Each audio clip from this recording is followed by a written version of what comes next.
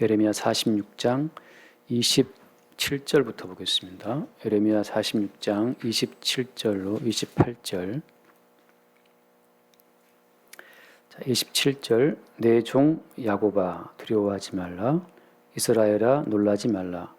보라 내가 너를 먼 곳에서 구원하며 내 자손을 포로된 땅에서 구원하리니 야곱이 돌아와서 평안하며 걱정 없이 살게 될 것이라. 그를 두렵게 할 자 없으리라. 여호와의 말씀이니라. 내 종 야곱아 내가 너와 함께 있나니 두려워하지 말라. 내가 너를 흩었던 그 나라들은 다 멸할지라도 너는 사라지지 아니하리라. 내가 너를 법도대로 징계할 것이요 결코 무죄한 자로 여기지 아니하리라 하시니라. 아멘. 네, 지난주에 갈그미스 전투라고 BC 605년에 있었던 전쟁에 대해 제가 말씀드렸습니다. 신흥 강대국 바벨론하고 기존의 강대국 애굽의 충돌이었죠. 강대국끼리의 충돌에서 당대의 어떤 예상을 깨뜨리고 바벨론이 애굽을 이기죠. 그래서 유다를 이스라엘을 포로로 끌고 갔었던 그 바벨론 제국의 어떤 그 승리가 그 어떤 유대인들에게 어떤 미치는 영향이 있었습니다. 좀 소리 이상하죠? 너무 큰가? 그것은 뭐냐면 예레미야 선지자를 통해서 예언했던 그대로 유대인들은 바벨론의 포로가 되어서 끌려갔다고 하는 겁니다. 다시 말해 그 말은 무슨 말인가 하면 바벨론의 어떤 왕성함, 심지어 애굽을 격퇴시키고 고대 근동 아시아에서 애굽의 영향력을 다 몰아내고 바벨론 제국이 고대 근동 아시아를 제패했다는 그 자체가 하나님의 어떤 주권적인 뜻 가운데 벌어진 일이라고 하는 겁니다. 어떤 나라가 흥했다, 다른 나라는 망했다라고 하는 그 각 나라의 흥망성쇠 자체가 주의 뜻 가운데 벌어진 일이라는 사실을 오늘 유대인들에게 말씀해 주고 있는 겁니다. 그래서 오늘 이 17절 말씀 보면 내 종 야곱아 두려워하지 말라. 이스라엘아 놀라지 말라. 보라 내가 너를 먼 곳에서 구원하며 내 자손을 포로된 땅에서 구원하리니.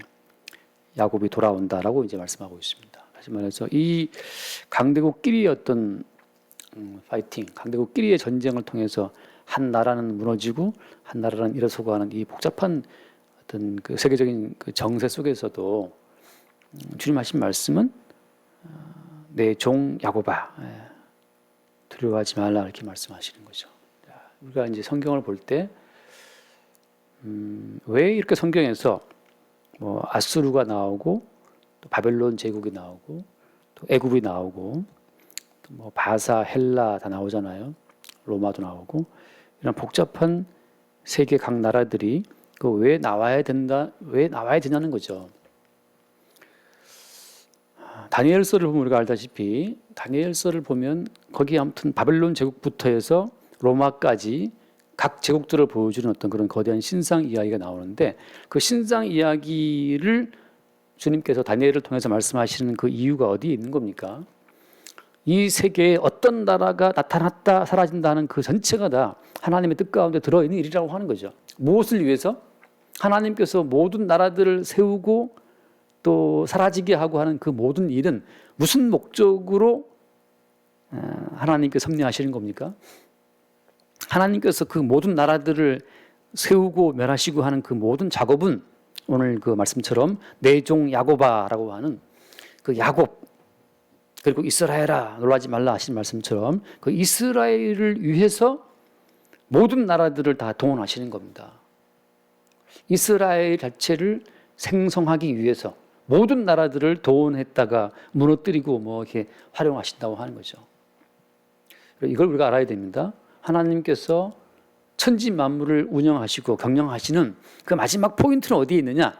그것은 이스라엘의 생성인데 예루살렘의 생산인데 그 예루살렘이라고 하는 것은 신약에 와서 무엇으로 딱 결론 납니까?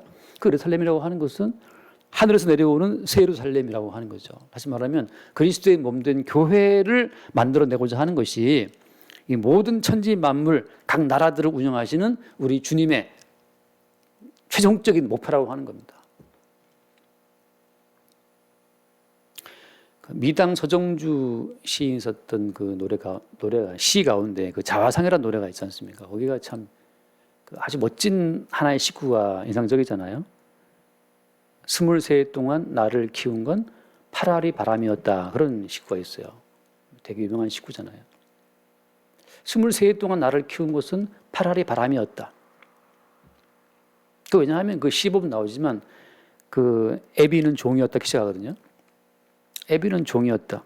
밤이 깊어도 오지 않았다. 그게 시작되는데 그게 서정주의 자화상이라는 시인데 말하자면 아버지는 머슴이었어요. 머슴이었는데 무슨 아들을 키울 수 있었겠습니까? 아버지가 머슴이었으면 그 애미도 마찬가지죠. 그래서 그 서정주 시인의 자화상이라고 하는 걸 봤을 때 실제 서정주 시인의 아버지가 머슴이었다 그러니까 머슴이었대요. 그러니까 그 어떤 단란한 가정에서 아빠의 사랑, 엄마의 사랑을 받아서 이렇게 아이가 큰 것이 아니고 애비도 모습이었고 애미도 바쁘고 다 바쁜 그 남의 집살이 하는데 언제 애를 키웁니까? 그러니까 파라리 바람이었다. 자기를 키운 것은 하는 것처럼 그 무수히 바람처럼 불어오는 삶의 상황들, 삶의 조건들 속에서 그냥 그는 컸다는 거죠. 그 뒷부분 나오지만 정말 찬란히 동토는 그 어떤 새벽에 말이죠. 이슬처럼 이 시가 이마에 섰다는 거죠. 결국은 그 자기를 키운 파라리 바람 속에서 자기 인생을 또 꾹 쥐어짜면 이마에 남아있는 그 이슬처럼 시가 남았다고 하는 건데 그러니까 시인 어떤 으로서의 그 자화성을 고백하는 거죠. 그 사람은 이 모든 바람 자체를 자기를 키운 바람의 어떤 결과물로 자기 인생 그리고 자기의 시를 고백하는 것처럼 여러분 이스라엘이라고 하는 것은 바벨론이 들어서고 애굽이 물러가고 말이죠. 헬라 제국이 세워지고 페르시아가 섰다가 무너지고 로마가 들어서고 로마가 쇠퇴해지고 하는 각 모든 나라들의 흥망성쇠를 통해서 내 종 야곱아 두려워하지 말라라고 하는 새 예루살렘 성, 다시 말하면 몸된 주의 교회가 딱 생성된다고 하는 겁니다. 그래서 우리가 만약에 새 예루살렘으로서의 우리 몸된 주의 어떤 지체로서 몸된 주의 교회로서 우리를 본다면 우리 주변에 일어나는 그 모든 일 전체가 사실은 다 그리스도 예수의 지체로서 그리스도 예수의 어떤 정결한 신부로서 우리를 만들어내는 주님의 작업으로서 매일 주께서 우리 가운데 어떤 삶의 조건들을 상황들을 우리 가운데 허락하신다는 사실을 우리가 알 수 있습니다. 저는 그래서 참 그 말씀이 너무 마음에 들고 감동적이에요. 한번 그 말씀 에베소서 말씀 봅시다. 에베소서 2장을 보면 가끔 제가 인용하는 말씀이기도 한데 에베소 2장 15절 이하에 쭉 보면 2장 15절 이로 말미암아 주 예수 안에서 너희 믿음과 모든 성도를 향한 사랑을 나도 듣고 내가 기도할 때에 기억하며 너희로 말미암아 감사하기를 그치지 아니하고 사도 바울의 그 기도의 제목들이 쭉 나옵니다.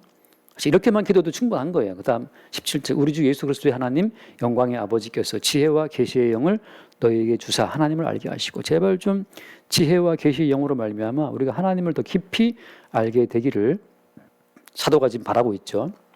18절 너희 마음에 이거 안 나오죠. 너희 마음에 눈을 밝히사 그의 부르심의 소망이 무엇이며 성도 안에서 그 기업의 영광의 풍성함이 무엇이며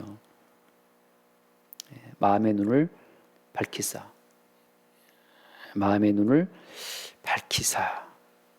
왜 우리를 부르셨는지 성도 안에서 그 기업의 영광의 풍성함이 어떤 것인지 19절 그의 힘의 위력으로 역사하심을 따라 믿는 우리에게 베푸신 능력의 지극히 크심이 어떠한 것을 너희로 알게 하시기를 구하노라.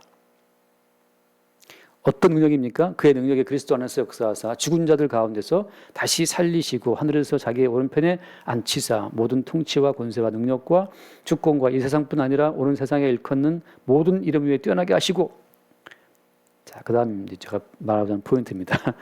또 만물을 그의 발 아래에 복종하게 하시고 그를 만물 위에 교회의 머리로 삼으셨느니라.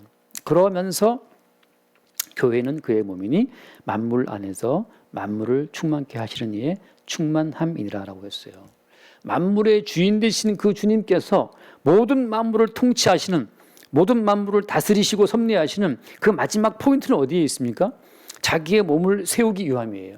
교회는 그의 몸이니 만물 안에서 만물을 충만하게 하시는 이 누구죠? 주님인데, 주님께서 만물 안에서 만물을 충만하게 하시는 그 주님의 충만함으로 빚어낸 마지막 결과물이 무엇이다? 그게 주의 몸된 교회라고 하는 거예요. 시인이 말하기를 나를 키운 건 파라리 바람이었다라고 노래하지만, 여러분, 주님께서는 모든 만물을 통해서 교회를 키우시고 모든 만물을 총동원해서 그의 몸된 교회를 생산해내시는 작업을 지금 또 하고 있다는 거죠. 그러니까 교회는 무슨 말 할 수 있습니까? 나를 키운 것은 온 천지 만물이에요. 공중을 나는 그 새 한 마리까지 성도를 키우는 하나의 도구로 주께서 동원하고 있는 겁니다. 만물 안에서 만물을 충만케 하시는 그분이 왜 만물을 충만하게 하시고 왜 만물을 다스리고 있는 겁니까? 몸된 주의 몸된 교회를 생산해내기 위해서. 다시 말하면 저와 여러분들을 통해서 우리 모두를 만들어내시는 주님의 작업이 지금도 해를 띄우고 해를 지우고 달을 띄우고 달을 지우고 하는, 봄이 가고 여름이 오고 하는 이 어떤 계절의 순환을 통해서 계속해서 이루어지고 있다는 거죠. 잠깐 말씀 하나 볼까요? 그 마태복음 10장에 마태복음 10장 마태복음 10장 또 뭐 좀 그냥 간단하게 봅시다. 마태복음 10장 29절 말씀 보면 29절에 참새 2마리가 한 아사리온에 팔리지 않느냐. 그러나 너희 아버지께서 허락하지 아니하시면 그 하나도 땅에 떨어지지 아니하리라. 너희에게는 머리털까지 다 세신 바 되었나니 두려워하지 말라. 너희는 많은 참새보다 귀하니라. 그렇게 되어 있죠. 말씀이 바로바로 안 뜨는데요. 참새 2마리, 만물을 충만케 하시는 이의 충만 가운데 참새 2마리죠. 만물을 충만케 하시는 이의 그 충만함 가운데 참새 2마리라고 하는 지극히 작은 것 하나, 한 아사리온에 팔리는 그 참새 2마리까지 어때요? 아버지께서 허락하지 아니하시면 그 한 마리도 땅에 떨어지지 않는다라고 하시는 거예요. 너희에게는 머리털까지 다 세신 바 되었다. 사람의 머리털이 하루에 많으면 한 100가닥 빠진다면서요. 이제 하루에 빠지는 그 100가닥 넘게 빠지면 탈모라 그러는데, 제가 요즘 탈모가 온 것 같아요. 아무튼 끝내 머리가 많이 빠지는데, 만물 안에서 만물을 충만케 하시는 자의 그 충만 가운데 머리털 하나까지 주님이 다 세신 바 되었다라고 하는 거예요. 그 하늘의 해와 달과 별을 포함해서 바벨론 제국을 세우고 애굽 제국을 패배하게 하시고 그 거대한 거시적인 모든 마음을 통제하시는 그 주의 충만하심이 때로는 참새 한 마리의 떨어짐까지 통제하시고 우리의 머리털까지 개수를 세 가시면서 주님께서는 지금 뭘 하고 계신 겁니까? 주의 몸된 교회를 내 종 야고바 이스라엘이라고 표상화된 주의 몸된 교회를 지금 만들어내고 계신 중이라고 하는 거죠. 우리가 진정 주의 몸된 교회의 한 지체의 부분이라면 만물을 충만케 하시는 자의 그 충만함 가운데 작은 부분까지 우리 주님이 통치하시고 통제하시면서 우리의 삶을 빚어내고 계신다는 사실을 우리가 믿을 수 있습니다. 내가 내 노력과 나의 치밀한 계획으로 만들어가는 인생이 아니라 만물을 충만케 하시는 자의 그 충만함 가운데 세밀한 부분까지 통제하시는 주님이 우리의 인생을 하루하루 인도하고 있다는 그 사실을 우리가 믿을 수 있습니다.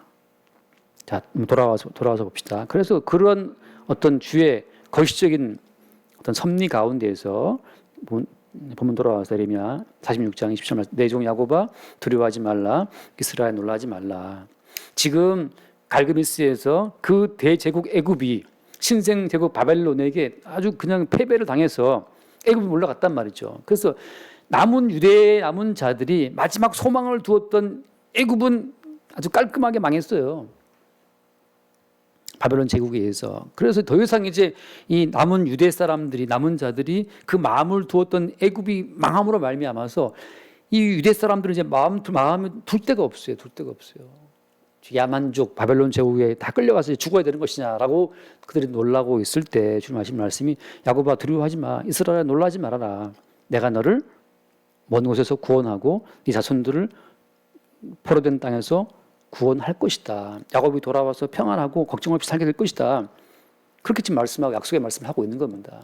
왜? 결국 하나님의 목적이라고 하는 것은 순결한 이스라엘을 빚어내는 데 있었기 때문에 놀라지 말라는 거죠. 그 뒤에 말씀 28절 말씀에 여호와의 말씀이니라 내 종 야곱아 내가 너와 함께 있나니 두려워하지 말라. 내가 너와 함께 있다라고 하는 거 여러분 지난주 오후에 제가 동행의 의미를 말씀드렸습니다. 동행의 의미 주께서 우리와 함께 있다는 그 뜻은 어떤 뜻입니까? 주께서 우리와 함께 동행하신다. 내가 너와 함께 있다라고 하는 것은 어떤 뜻이에요? 그 뒤에 나옵니다. 다시 한번 내가 너와 함께 있나니 두려워하지 말라. 내가 너를 흩었던 그 나라들은 다 멸할지라도 너는 사라지지 아니하리라.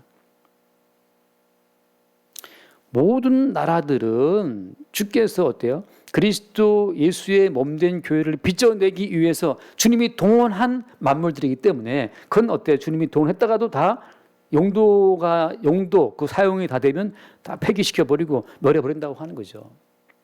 그럴지라도 너는 사라지지 않는다. 왜?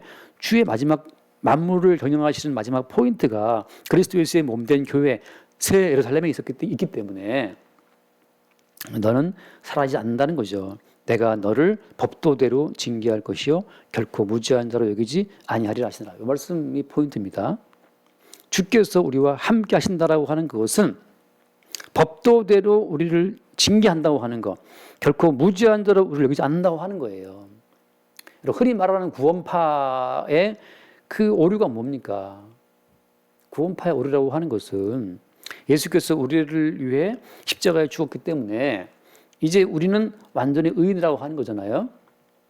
거기에서 우리 각 개인, 개체적인 우리 존재를 의인이라고 자꾸 말한다고 하는 우리 개인을 의로운 자로 주장한다고 하는 거기에 구원파의 문제가 있는 겁니다.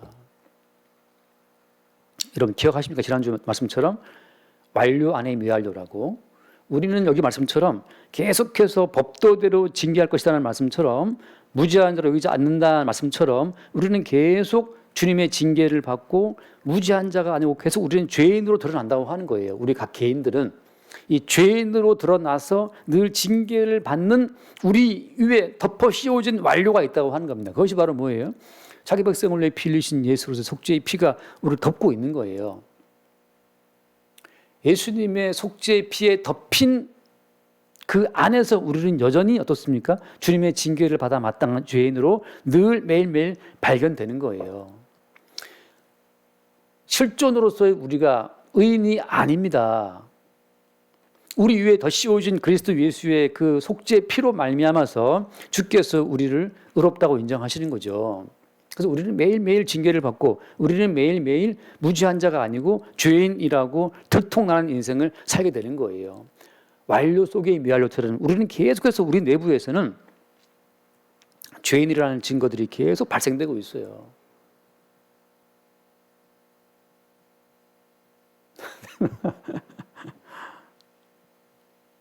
가끔 저는 이런 생각을 합니다. 그래서 누가 요즘엔 가장 아름다운 여인이죠.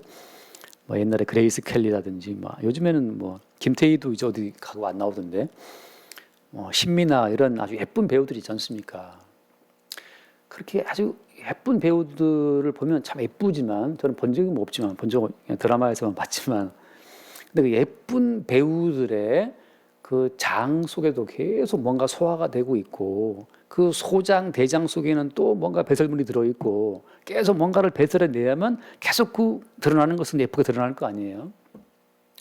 우리 위에 더 씌워진 예수 그리스도의 피가 순결한 거예요. 하나님 보시기에는 우리 내부에 계속 올라오는 그 징계받아 마땅한 그 어떤 저주받아 마땅한 죄의 요소들이 계속 우리 내부에서는 피어오르고 그 끝없이 피어오르는 그 죄성을 늘 덮고 가리는 예수 그리스도의 피의 은총은 계속 우리에게 적용이 되고 있고 그 가운데에서 하나님 보시기에 아름다운 그리스도 예수의 몸된 교회로 우리가 드러나고 있다고 하는 거예요.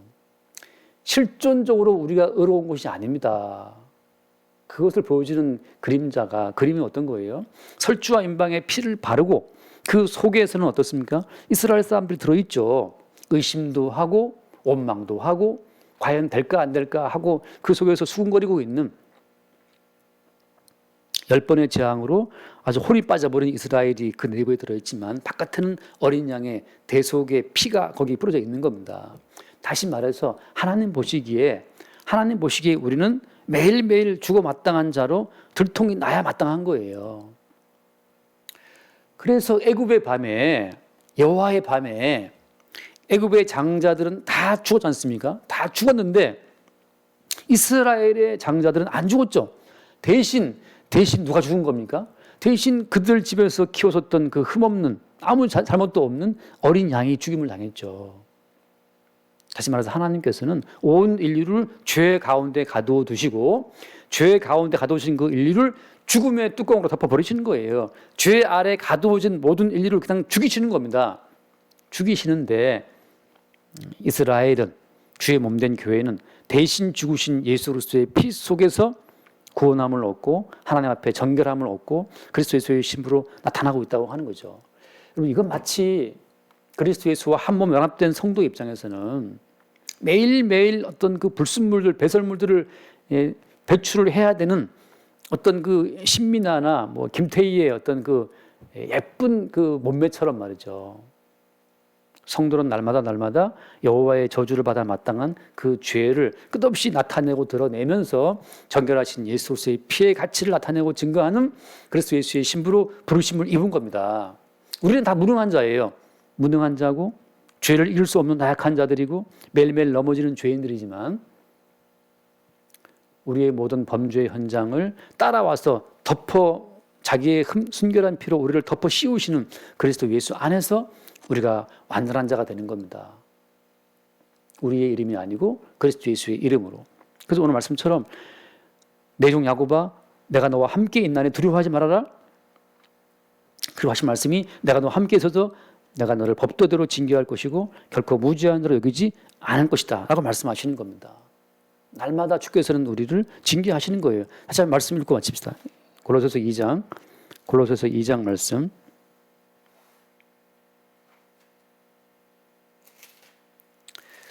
골로새서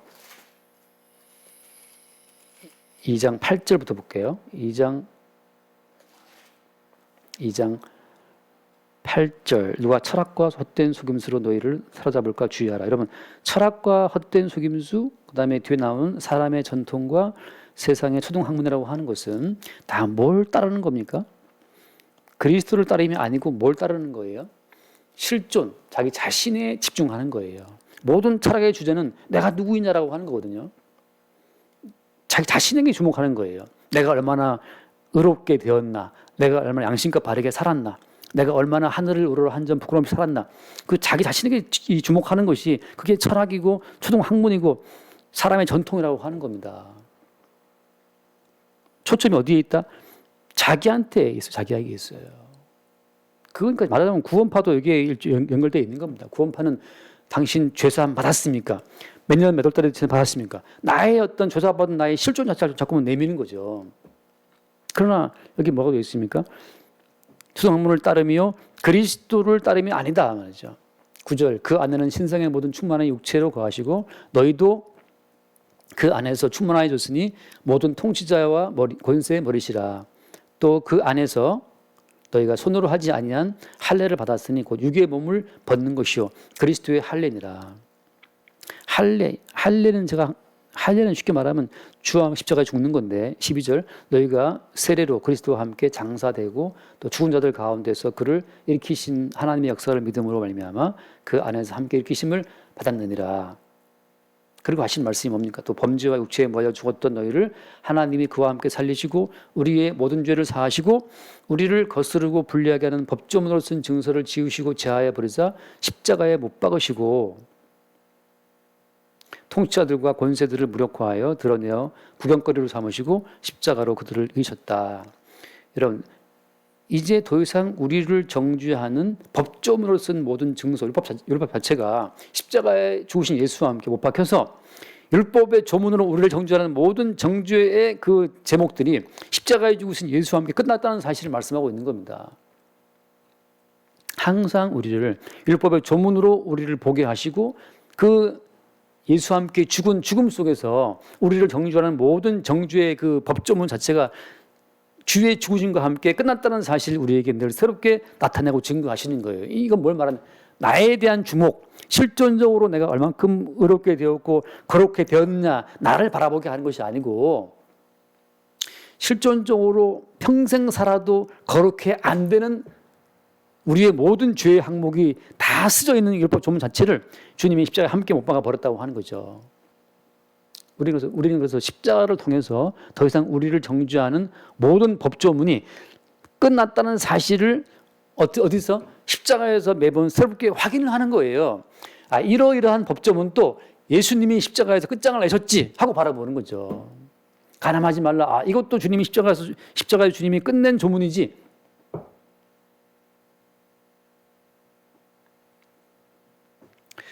그렇게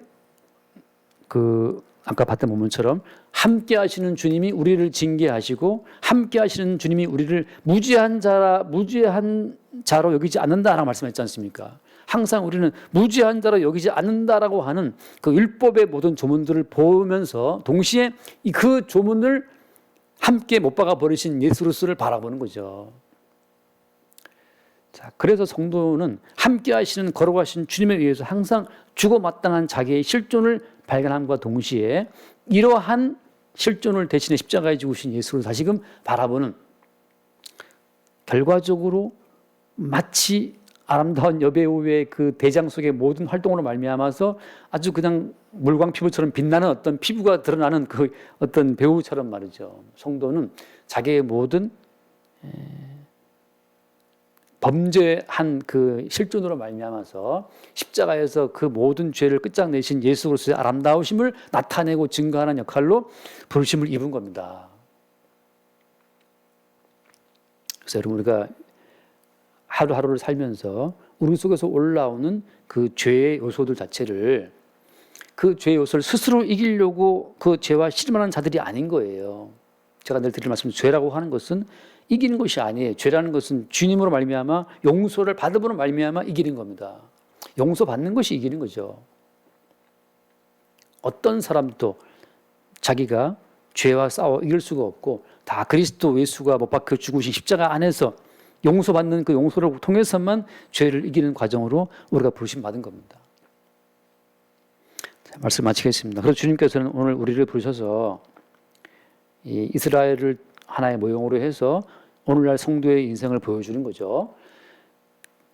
각 나라들을 동원해서 포로되어 끌려가게 하시고 철저하게 그들의 무능함과 끝까지 애굽을 의지하는 그들의 그 불신앙들을 다 들통나게 하시면서 함께 하시는 그 주의 어떤 함께 하심의 그 섭리를 이스라엘을 통해서 나타내고 계신 거예요. 다시 말하면 예수를 믿는다, 그와 함께 동행한다고 하는 것은 계속 우리 속에 어떤 죄의 요소를 들키는 과정이라고 하는 거죠. 여기 말씀처럼 무죄한 자로 여기지 아니할 것이다는 말씀처럼 계속 우리는 주 앞에 우리의 어떤 그 죄성을 들키면서 동시에 뭘 바라보는 겁니까? 바로 그 너의 죄성을 오늘 또 감당하시는 예수 그리스도의 아름다우심을 또 우리가 보게 되는 거죠. 그런 과정에서 어때요? 여기에서는 인간의 어떤 행함이라든지 죄를 이기려고 하는 인간의 어떤 그 개인적인 본능이 거기에 개입될 여지가 없는 거죠. 하나님의 그 정밀한 눈앞에서 항상 우리는 죄인으로 드러나게 되고 그 죄를 대신하신 예수 그리스도를 다시금 바라보는 그 언약 구조 안에서의 선순환, 그것만이 성도에게 계속 돌아가는 거예요. 그것으로 성도의 인생은 충만한 겁니다. 그래서 우리의 모든 삶 전체가 만물을 충만케 하시는 자의 그 충만함 가운데에서 주의 거룩한 신부로 빚어지고 있다는 그 사실이 오늘 우리에게 어떤 인생을 살아가는 또 닥쳐오는 모든 삶의 현장 현장마다 우리를 새롭게 하는 주의 은혜가 될 수 있기를 바랍니다. 기도하겠습니다. 주님 감사합니다. 마침내 마지막으로 이스라엘이 의지했던 애굽이 패망하게 되는 것을 보고 더 이상 이 땅에서 아무것도 의지할 것이 없는 이스라엘을 향해 주께서 말씀하시는 주의 경륜을 우리가 보게 되었습니다. 날마다 우리가 의지할 것이 아무것도 없는 인생의 모든 의지처가 사라지는 그 순간에 여전히 모든 만물을 경영하시면서 우리를 이끄시는 주의 섭리를 바라볼 수 있도록 인도하여 주옵소서. 우리 주 예수 이름으로 기도합나이다. 아멘.